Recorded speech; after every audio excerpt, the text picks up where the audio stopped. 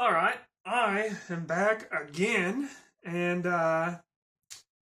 this week I have been playing Oblivion Remastered, and it did come out April, but I told myself I would wait because back then there was a rumor that they were going to do a physical version of it, and that's my primary way of getting things. So I am a collector, and I'm not actually done with the game, so this is one thing that I want to talk about, is that for longer games especially, I am probably going to do a two-part, maybe even three-part review, especially of long games like Oblivion or like a Skyrim, a Witcher 3 kind of game, just really long games because, there's no way you're going to beat the game or, even like the main quest possibly in like 1 week. And so that's what I'm going to do. And so this is going to be the part one review of Oblivion Remastered. And so far in the game, I have done the Fighters Guild quest line, I've done the Arena quest line, and I've done the Mages quest line. And what's interesting is I did play the original Oblivion from 2006, and I probably played it in like 2008 or 2009, and that was the last time I played it. It was so long ago, I honestly forgot some details, and one of the things that I thought I did is I thought I did the Mage's Quest line, but it turns out I never did, which kind of blew my mind personally. But I'm going to talk about the Fighters Guild first. And honestly, that one started kind of slow, if I'm going to be honest. But this is going to be like spoilers, to be honest, for the side quests. I'm not going to spoil the main story. But, well, I'll try not to do spoilers for the side quest lines too, actually. I'll change my mind about that right now. The Fighters Guild starts off slow and then kind of turns into this plot of there's this other group, and something fishy's going on with them, and you basically have to go in and figure out what's going on. And I would say that, the first at least 3 quests doesn't really get into that, but after that it starts getting like really interesting as far as like what's going on with this other group that kind of is stealing the fighter guild's jobs kind of thing. Like they're what they usually do, this other group is taking it from them. And so it was pretty good. I think that quest line was actually really good. But like I said, it started off slow, so, wasn't perfect. And then the Arena quest line is what I'm going to talk about next. And that one, there's not too much complexity to it. This one, like story-wise, it's just straightforward. You keep going into the arena over and over again.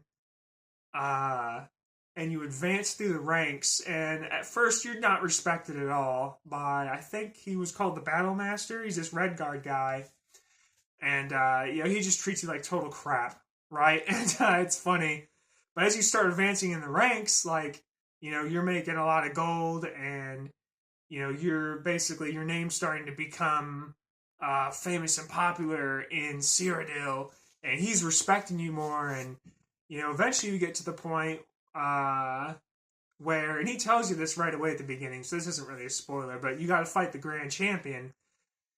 Now, there is a storyline a little bit with the Grand Champion, and if you do the quest, like if you talk to the Grand Champion towards the beginning of the quest line, you do the quest for him, it'll actually give you, and there's my my cat doing a guest appearance again like always. Here's me, and he's upset he wants out here with me.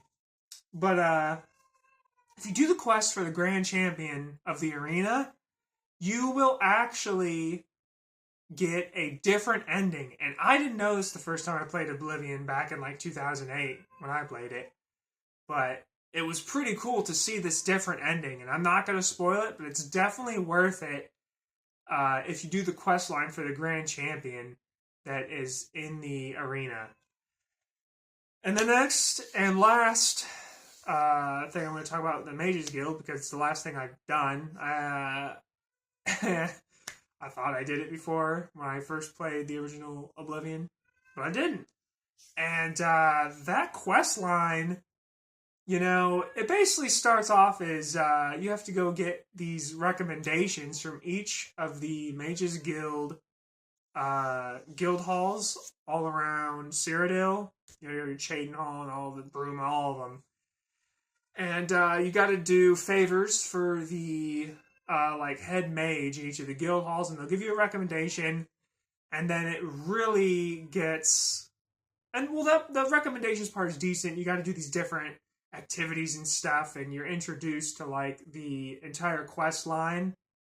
But, dude, once you get all the recommendations done, they let you in to the Arcane University / Mages Guild as, like, a proper member.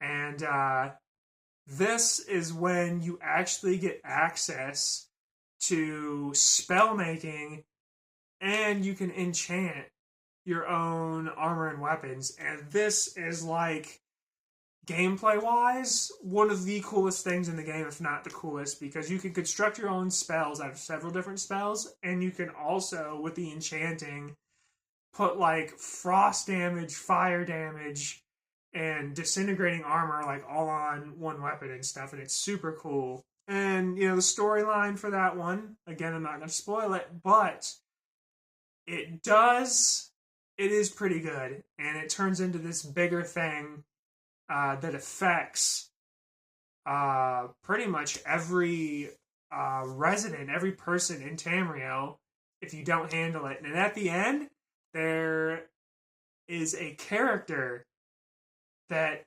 actually was in a couple other games, I believe, and referenced in some of the others, even if he didn't make a physical appearance. So, but yeah, this is part 1 of the Oblivion review. I am going to try, and I haven't done the main quest line yet. I just accidentally shook my whole camera there. But I want to get the main quest line done still, and maybe the other couple quest lines, because I know there's still the Thieves Guild and the Dark Brotherhood. And, you know, there's a whole bunch of other quests you can do for, like, the different castles for the different cities. But we'll see what happens. I'm at least gonna try and get to the main quest line and stuff. And I just got itchy. I gotta check the time on this, so I don't want this being too long. But yeah, if you thought this was cool, and you know, you like this little review, you know, you can like and subscribe. And I will be back for the second part of the Oblivion remastered review, and I might actually be finished with it then. So until then, thank you for watching. Again, like and subscribe. It helps out. I'm a small channel. I've actually been getting a lot of views for a small channel. I'm really appreciative of it. And I've actually been getting some subscribers too, which is really cool. So thank you all, and I'll see you next time.